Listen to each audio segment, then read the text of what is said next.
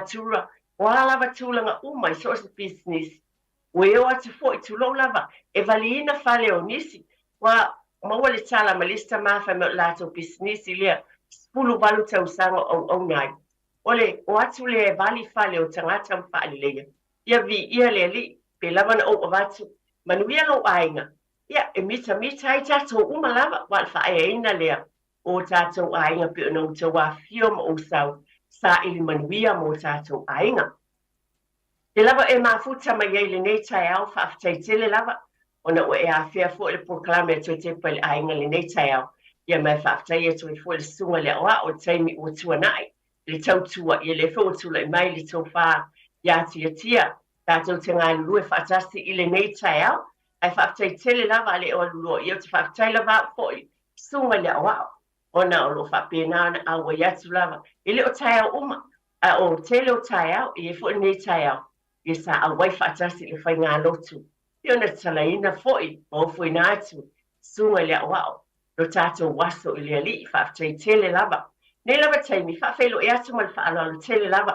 Pio e mafuta mai ai, mai e mātitua se i o lava, se o pito i titi, tonu maota malawa, ue o whaata o tolia ngā solitino. A vea ia taimi whaapenei, do te whaafonga mai e le nei a la leo.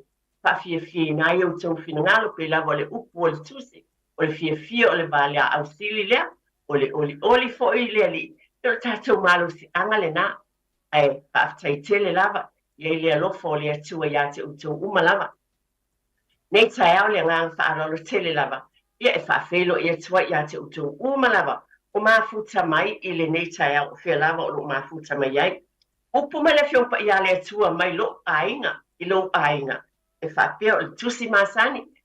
Salamo o le lau tusi, salamo se lau lua sumatasi, upu e amatai nai pe lava o na e sila pia. Upu wha tomua ai le nei lava mata upu. E leo mai le atua i ona tangata. O lo ainga ma lo ainga. E le tau mateina. O a lava pupua ngā mawhatia o leo langa. Ai le tu la fo ina i tātou. E lo tātou matai whai mai. E whaasanga e o mata i maunga.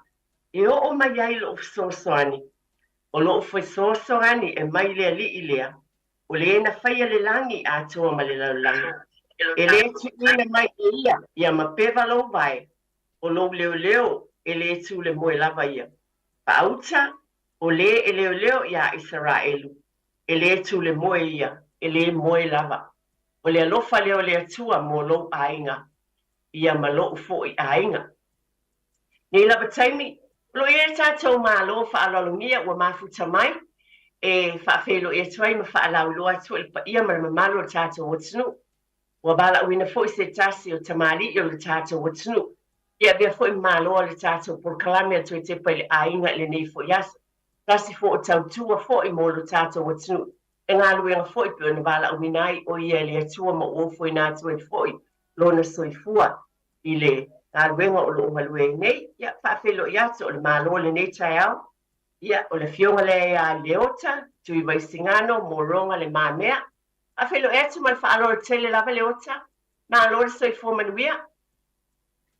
Ia, whaafelo i atu fo, ia whaatalo fo atu fo i laua fionga eti o lo whapeona tu le foi o le tapo kalambe le nei foi tai au, ia whaatalo fo atu fo i sunga i whawhengai ngā ro whapeo na whawhalturuia i so se vai panoa o la lang nei ona o tala inga o le soafa o le tātou o tua soifua. Ia, whapea fo i a ao sina o le tātou atunu.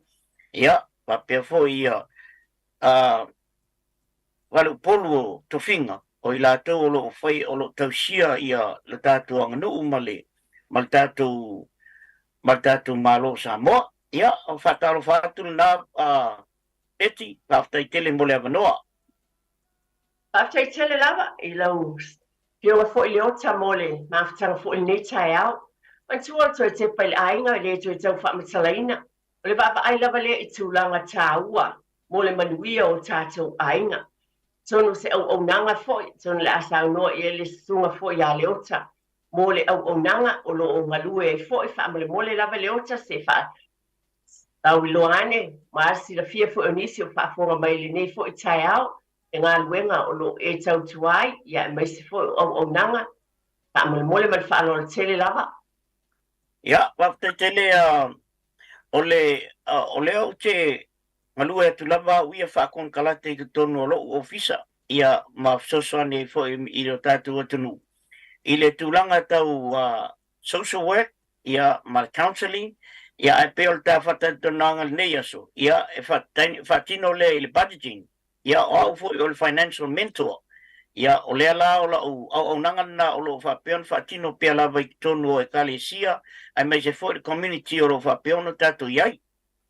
Tai tele lava ia nā o tau whaafonga e le sunga ia leota. Ma au o nanga o ia fo social worker o le e sosoani atu i o tātou tangata i le tamane i le bala awina fo i o ia. Wa o bala awina le a fionga ia leota. Ona o te loa, o le taimile nei i le soifuanga o lo e nā fo na e savalia i lo ainga ma lo fo i ainga. E iei taimi o leo o tangata lava le soifuanga. Tono lo whaafonga mai fo i le sunga ia leota male alwenga o lo iei. E tele swinga o i tono ainga i tūlanga i mea tau tupe, a wale whaatinoina o le manuia o le soifuanga. Ia e moni lava o tātou wola pe o upu ma le fiongpa ia le atua na amatai nai. O le atua na te le tu la fo ina i tātou, e peita iane o le olanga o lo tātou a fioma o wola i fo i le neitein o te loa, e iai mea tāu o maia le atua, e whaatinoina ai le manuia o lo tātou wolanga. Nei fo la taimi, o leo tau loa o tau ngata le tau o le soifuanga, o whainga tā fo i o no fuanga i no fo i tangata i pale, a pēnā o ngā luenga, i o le whaso soina fo i tupe i tonu a inga mtulanga wha pēnā.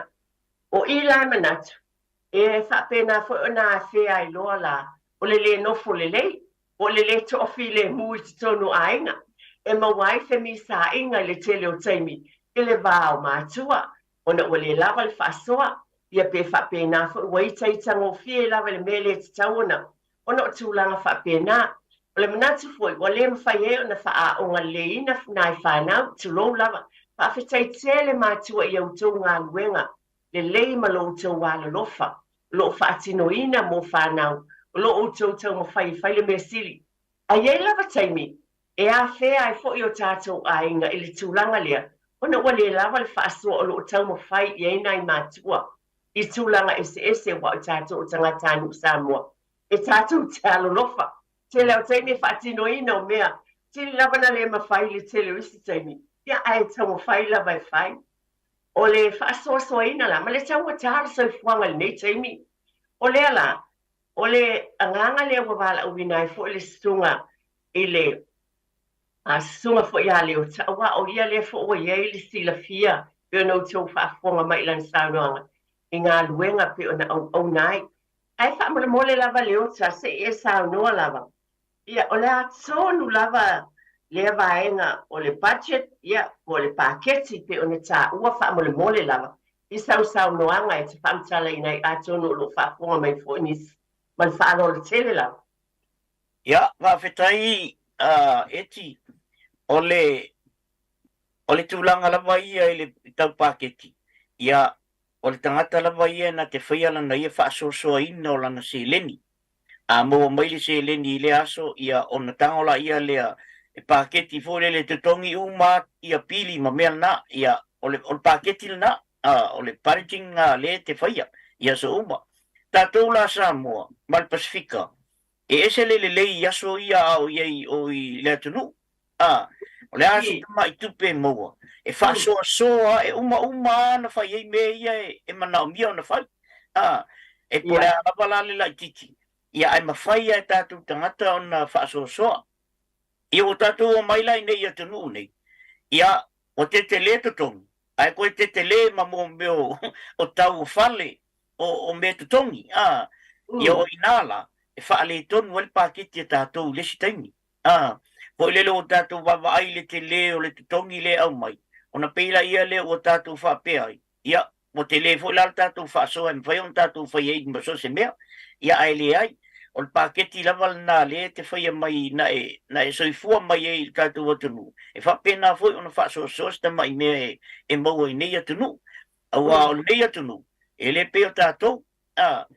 E mwhai ona ona link le ka ko pa ke ki le ye o tatou se le ni la titi le ye ma fu o fatoanga le o la vai tu o tatou fale ia ona i me vo i o se tulo ia o fatoanga o papua o la fumo e ma fai ona ia o nei atunu ele ai e na ole tupe la vale te mo mai e fai la fa so ia pa ke ki la na le e tau tal no i tatou il terminei pe fa fea ona fa so la se le ni la i ole me la vala na ia o e fai ma lo fa lo lava eti ma nei e tele io e pe lava na o va le ala le na vala o vinai fo le tamane tu lo lava le swafa ona o ye fo ilo na sila fia ma le ngal wenga o lo tau tuai mo le tato watunu ala wa le o lo nei e me sale nei fo i vai tau ile o te po se lilo ile ai lava sa faina ie o lo fa pena ona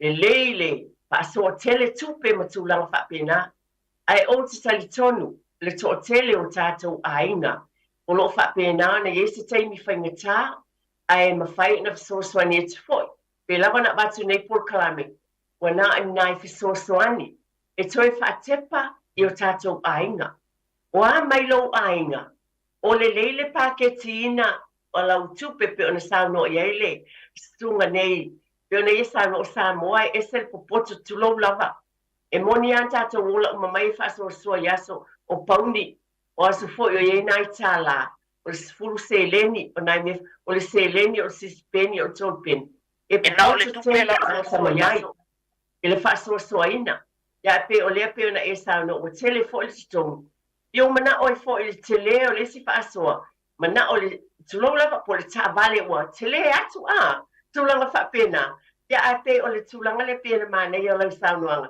e vaai ai o tatou tagata e pe ona oa vatu e leai lava se afāina i ē o loo lava le faasoa ae pe o taʻua polokalame o loo taulogologo mo i tatou o loo taumafai ina ia auana i afāina pe ona o vatu o uā ia losi faaletonu io pisa tamama tinā afāina atu ai ma tamaiti ona o le polokalame a le toe tepa i le aiga ona o le paketi lea pe ua lē fuafua lelei ma le faaaloalo i lau susuga ia eti tele foʻi ia le mamalu o le atunuu e le gata foʻi le mamalu o le tatou atunuu ae maise foʻi nisi foʻi atunuu a tagata e o mai foʻi lelei lauaunaga ma faapea mai ia e na o le lua pe e laʻitiiti asi tupe le ua misa ai le aiga a ua matuaʻi taapeape ai ia o le laʻitiiti lau te fai atu ai eti ia o le laʻitiiti foʻi le lua afe tālā o le lima afe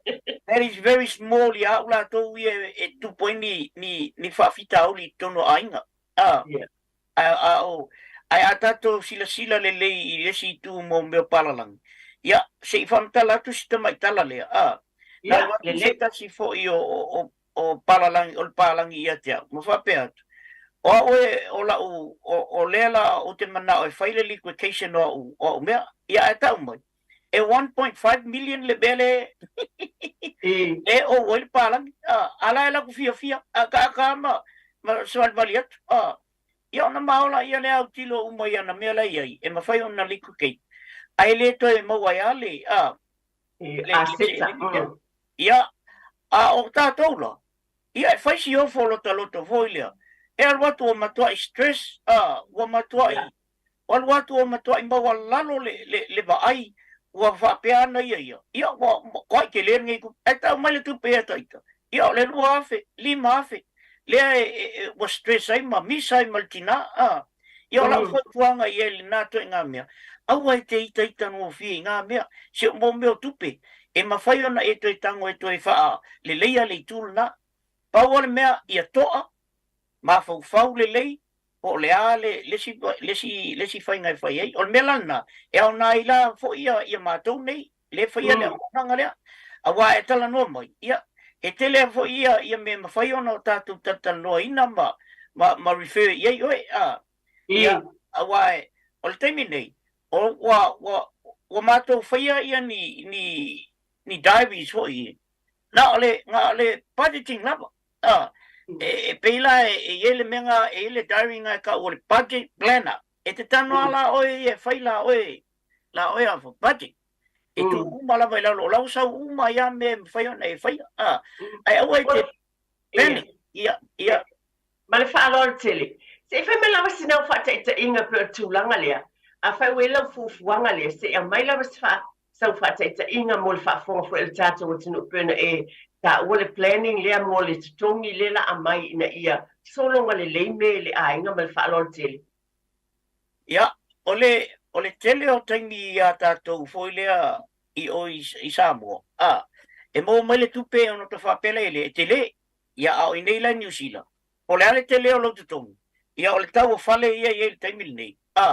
Ia, wa e kasi ale le kongingo le fale ai uma le fia se lau le ia te oi. O le planning lava la ia le. E te tango e tu i lalo le ia i tono le o le tusi lea. Le budget planners. Le ia i le expenses. O le me whaalu. Tupe whaalu. Tupe whaalu. Ia, o le tupe maua, income. Ia, ona e tango la ele tu i lalo ia lau tupe le income. Ia, a matalola ia leo na tu i lalo ia ia te kongi. Ia, e te aua lama o lesi nā mea eti e tātou e tau sai step fo le lesi taimi. E alo me ko kon ke au fa mai. Le fa misi le mea lea, se mea tau e te tau ana te tongi. Ia o planning la na le tal no tu ia tu mai lalo expenses tu mai lalo ia mea ia alu ia lau tupe. O le tupe la tutoi. Ia o ina la pe o tupe la na le fa ia lo fufuang. Ini me te fina ngalo ia. E o ele mo le meo o pensinio ta vale se tu lo o me ta mafa e alu mai lalo lo expenses le il va yaso. Paftai. Ia tonu o le tātai na to te sunga ia tia mo tātou whaasalanga wha businessi. Ia ona foi mai foi lea toi whaawau le tātala noanga. Paftai. Malolele, I'm Kato, proud mom of 4 and nurse. When heart disease takes one of us, the effects are felt far and wide. That's why nursing is important to me, so I can stand strong and support our community in living happy, healthy lives. If we all do this, we can keep our hearts strong for this generation and the next. Stand strong for your friends, family, and community. Check your heart strength at heartfoundation.org.nz/standstrong. Talo fa Samoa, I mawhai na whasoasoani atu Dr. Chen pe a whai te a fiele mai suka. Tōta mawalunga, le maua se whanau, mai sela, whatungao, ti ngā le ua po tuli, whaalusi le tino puta, ka nesa, ma le tino mangeso. Maua fo'i le kulini fulunifo mō nifo ti ngā, ma toi whaafilesi ai lau mānawa. Tele nisi o loa e whasoasoani I lo soifua maloloina. A whio ane loa e ai Dr. Chen, I le tuatusi lua ono Great South Road, Orahuhu. Telefoni lua fitu ono tolu tolu fitu fitu, extension numero lua. Sunga o whenga whakao elo kawa le whau maunga Max Ila. Se nga uka amilo i au kilangi. Mo koe foi mai lawa I o Tara I le Tire World and Auto Limited. Le ai mau aiso skoi ngā meg ma pa uka avar. A ole me piko sidi. E ngā le lua lima ka alalwa ia so le kokongi. Le Tire World and Auto Limited e te mawai ta awale ma pa utau ngō fia ia New Zealand antoa. Mo fo I se ti mag wheels mo so se tu ai ngā ta awale ma le telo isi au unanga. Warren Fitness I le na ole se fulu tala pe ai wha I lo ieina e wha afafonga le Radio Samoa I nei wha abitoa. Talia wins quotes, cue cards, maisi. Walau lo le Tire World and Auto Limited I le lua fitu tasi tolu o mo pa uta avale. Po le lua fitu wha tolu lua o mo le fale inisinia. Malo soifua, o le se fufonga Samoa, Radio Samoa, tasilima I vatolu a mo. Se kia Radio Samoa. Yeah. O le whapuponga lava ne tātou porkalame o le Tepa I le ainga le nei fo I tai au. Lo ia tātou malo whaalolonia le nei fo I tai au le fionga ia leota. Le maa mea o whai fo o na mafuta mai o ia le nei tai au. O se tasu o te mali o tātou o tinu. O nanga le tūlanga pio na ia fonga ina le taimi o tuanai. O le paketi ina o tupe po tūlanga whapena a wale manui o ainga. Ua wala wina o na o te loa. Le te leo taimi e a bea le whaasosua ina. O tātou tupe maua po tūlanga fo I tūlonga le whaalolo tele lava. Ia, e whapena ana o inisi o tūlanga. O nā whai nai leo le ainga. Ainga, ia o tūlanga ia whapena ai o na eni tūlanga le vāo mātua. Yo o tu lava ina yalo mafana wea afia I foi. Ia le manuia ia su fai so ona o le tulanga lava lea. A tonu e mawhai ona whapeane o le fuafuaina o le tupe maua. O le whaasoasoaina o le tamao ainga ua maua. E tonu ia ta ulawa ia ai atona asano mai le sunga ia leota. I le tulanga le peona I fongaina o le paketi e peona ia fongaina o tulanga uma. Ai le fuafuaina e oe lava mai tatu I ei le tuloma le whaalolo. E poto ma le ata mai, e whautauta e le lei, a wā e te lele a whaina o tātou ainga, te a whaatamala I le pāketina. Pāmole mole lava a lau fionga le ota. O le a lava ni mea e te stile fie te tau na wha mua le pāketi, I lau tau ngā luenga o ngā lue nei. Ia, ole, me pita sili ona tā ua, ia, e mua lava tātou wawa ai anga I le whali, a wā a le se whali. Ia wale mawhai ona ola file mu I al whanau ai mai se po I o tātou ainga. Ia ona saso o maila ia lea mamo meo o metau mafa. Ia saso o ai ma le pili o le moli, pili o le vai. Ia pe o meta ua na mua ona tutongi. Awa ale ai mena. Ia wale ola taifua malolo ina fo I al tātou ainga I tutono ainga. Pe o mea leia. Pe o le ana lea o tuli loa ina atua I le vaenga lea mo le whaafonga a tonu e whaapea mai se wai loa uma lava ia mea ai peta I ane ma lo whaalolo tele lava. Ona ia iani se o taimi e o fo ia le ngā luenga le na o fōfōtua, counselling. Ai ta se ale mea iai fo. Ona o le o le pāketina ma le fōfō te tauin e iai si mea o whaamuamua. E o iai fo inisi o mea tulou lava. Oni mea o taunga tā, e le mawhai ona tātou a fōdinga, o le mawhai le te tau ona tātou whaatawin, sau whaatete ina na whaabati whaateinga, o whaatau mai lava le seti no fua, o le taunga tā ia, ai le te tauna iai, le winga o se whaamtalanga, ai ona o le tūlanga le nā, o le asa isi mea tulou lava, ai pe o le polkame ona o le whaataita inga, ona o mea o le o tutupu. Ina ia sila tutoa, ma lo whaalo tele e toa te lau sunga, e malo a pe o meia leo te manitua ea o le tūlanga o lo whiangai foi. Nisi o teimi. Ia, e sa o le ia, e ta te le whatonua foi ia le, ia le mamalo le atonu. Ia, o se whataita inga la, e masani ia so ia o na mao ma se utorua, o na mao atula ia le i tutonu o me foi o le warehouse, Ia, na watulola ia lea. Te tonu umalawa I mele ia se tulou ia mo meo ulo. O lai tu wale upu seo. Ia, e walo foi la ia o tau tina eti, ia, se tulou lava. E vai atu loa iai. E lua, e toititi a tol se fulo ulo ia I le fale. Ai vai atu fai mai, mana ia o le pau, ai toi o ulo le leia ia. Ia, kang whai le whatau. Ai leo le melna no atua I oi whatau mai. Ia. Ia te mai le solo mol whanau. Ia ngā, no atu whatau mai ia o whata mai ki ale o aku au kilo le ulo. Ia, e toi atu fo I lesi bai aso. O la vo koe ku mai fo le seio. Ale o manga whakau mai le ulo le. Ia mai le ele. Wa tolu ai wha ulo I le whale. Ai le wha o ngā ina. E pe o le fufuaina na le whatau le whai atu ai fo le se manatu. Pa wau pēlau saunoanga I tūlanga lau tau o unanga whaamolmole la mal whaaloalo. Nisi o vaenga tau te pāwa ai iai. Ia, o isi o me mātou te autilo iai, o le tūlanga le foilele a whapea o vātu I lunga o lau o le e lima se fulu a wheloa I lau aita alafu. Iai le avanua e mawhai ei o na liquid cake I a mea na. Te a whapea o le mawhai ai oe na toi tutongi se mea whapea na. Ia o na whaatumula ia leo le fōm. Ona liquid cake lea lea, ava e se kilia ia o ai tālafuna. Ai lima la tau sanga e ke stand down na I le, ma whai ona e toe, whaia se loan pe te whai ona e toe excessi ni me hoi au mai se no ngā tupi. Ta sila nā vaenga, hoi le ma whai ona whai.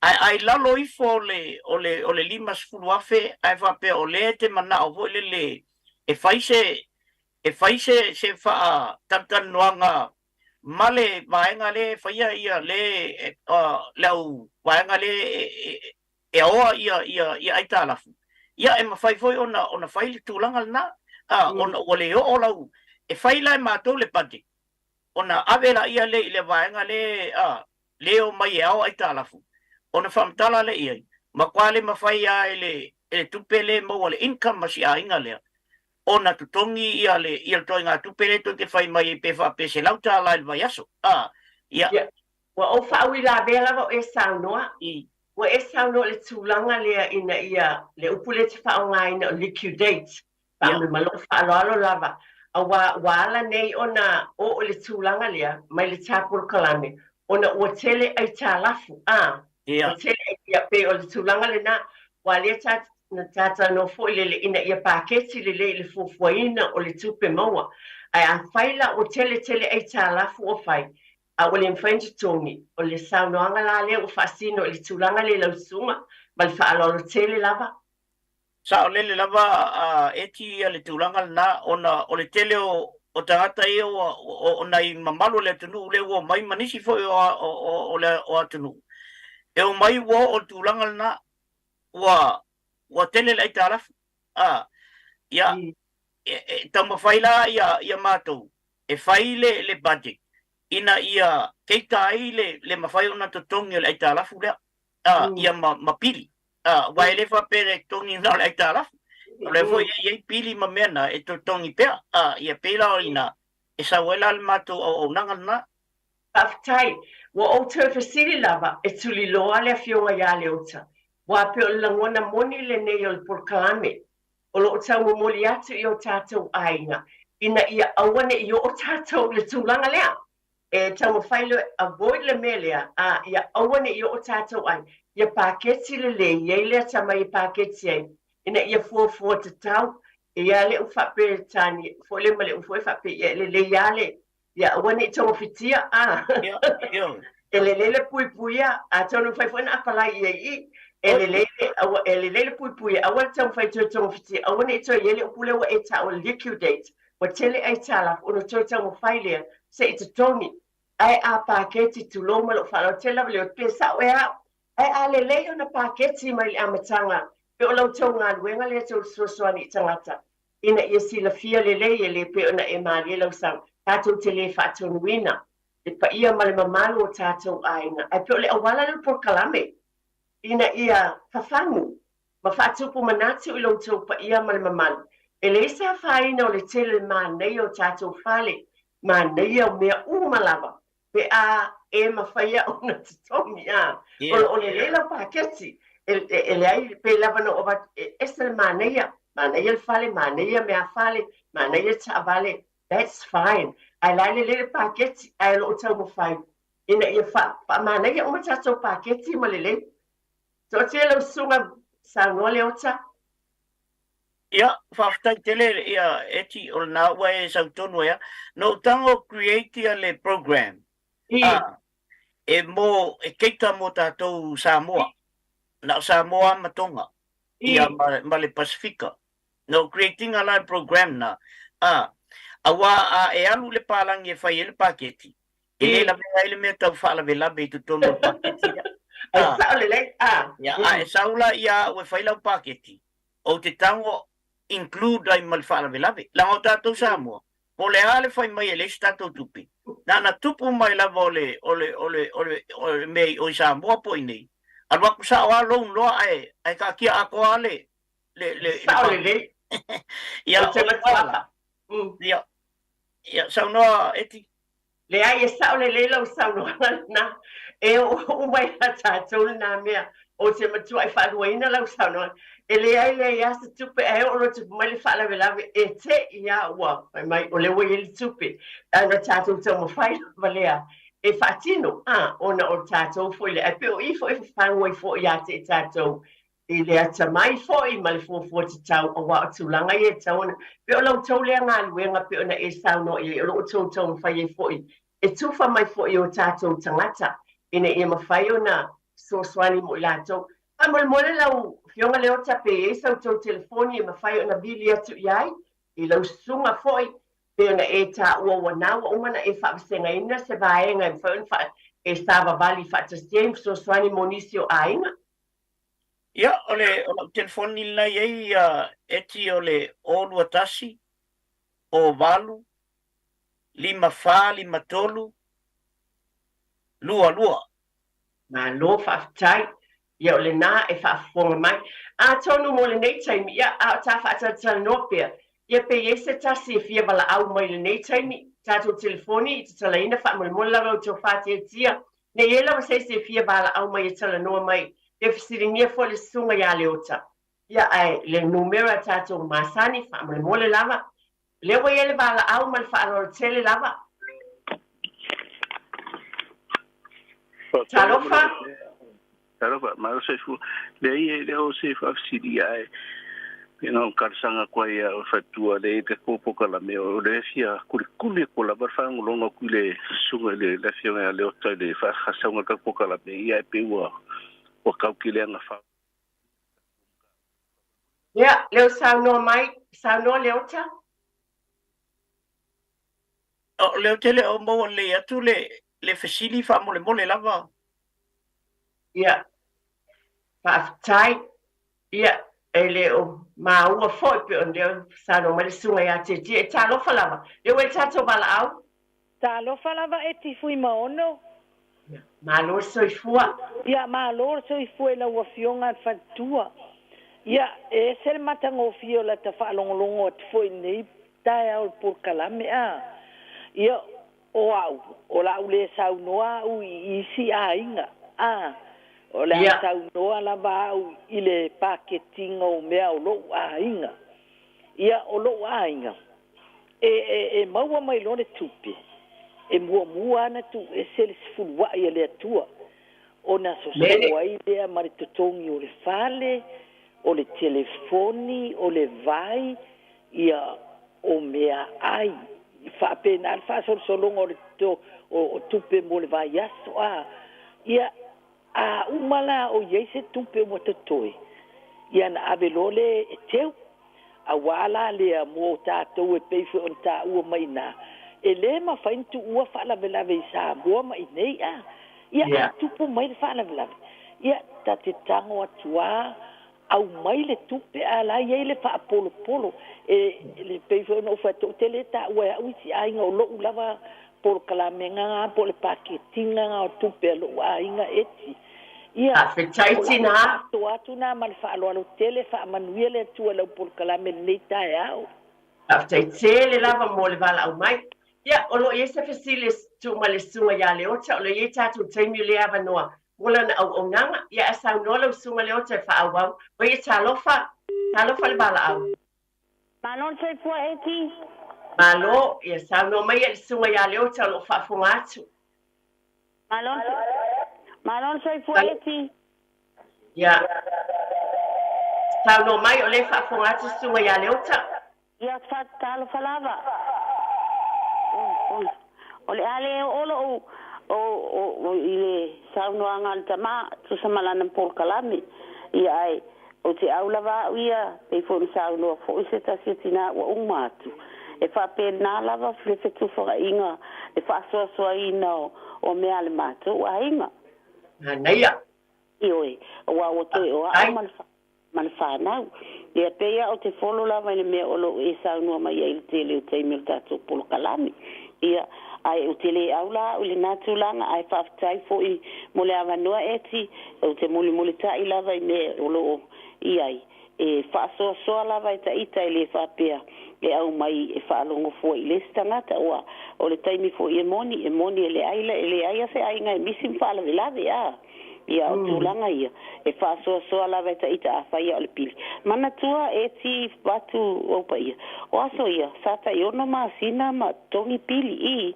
a o le taimi nei ia o le tolu ia o luti lava le taimi ia e mai se lava tangata nei o lo whaifale ia o le nala e whapena lava ona ia ile whaasoa ina e tangoata ita whaasoa ta ita pili o le pili wawave mai ia e mai se lava le whainga o mea ai ma mea whapena mea le lotu whaftai tele lava ma lo lava whaftai mo le bili mai whaftai fo ia te oli tina le tufa mai i le nei taimi whaftai tele lava Ole por kalame pe lava pe no to silafia le sunga wa o ina fo ila to nei e fionga ya le uta I o tau fai lava ila to fo o mo fo ina o ina o nei fo ia tunu o to wala ma o no fo ai ye fo tu lango fa fi tau o le fo ye wa o ina e nei fo ia tunu o le la to so swani do fo ina mai tau tu lo to pa ia mal man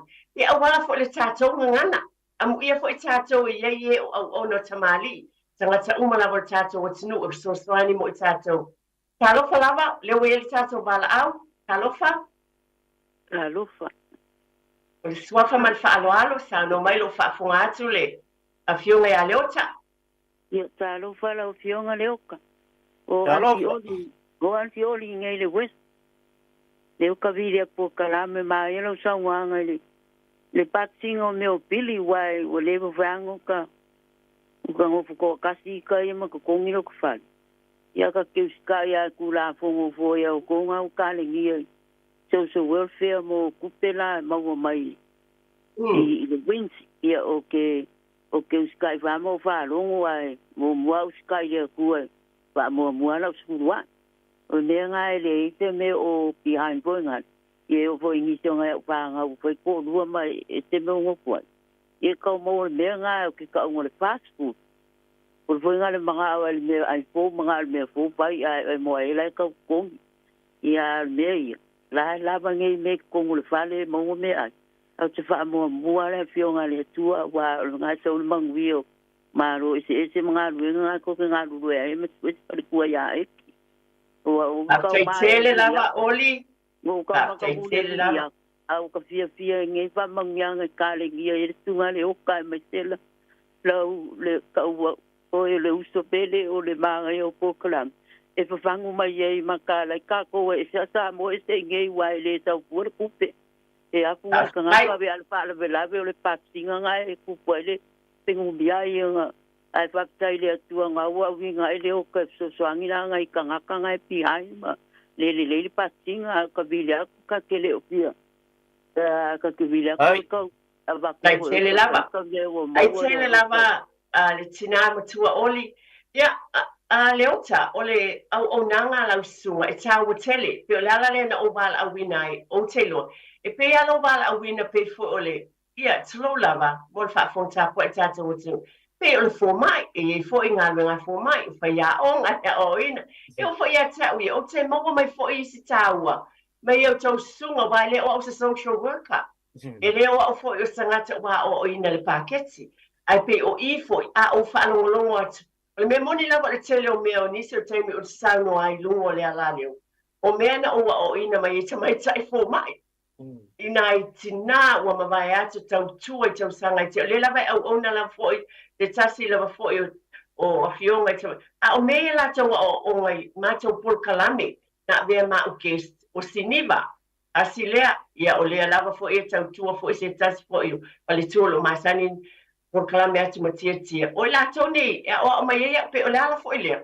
o te mea tu le ta o lo sumai o na o le social work a tele pailonga wa pailonga ina ai ma bala unai o le tu a se tu fai asa saunoanga I le paketi ia mai se lava o tulanga ia o ngā ai ia na mari lo saunoanga e a waile vevesi a waine ye fa le tonu ta a wani a ver fale a ia te ave ta vale a ia whawhetai eti o le sefe lavo me umane o le direct payments uma lavo o pili mau mena ia saulo lau tupi alu sa o lavo I mei e tutongi e o fo I le tupe ave I le atua o au e direct sa o lava la amene o au la e iai le to inga mea lea I le tala lava I a se mātou whaife au e a mata mai ia langa surua I le se 4% o lan tupe lai maua.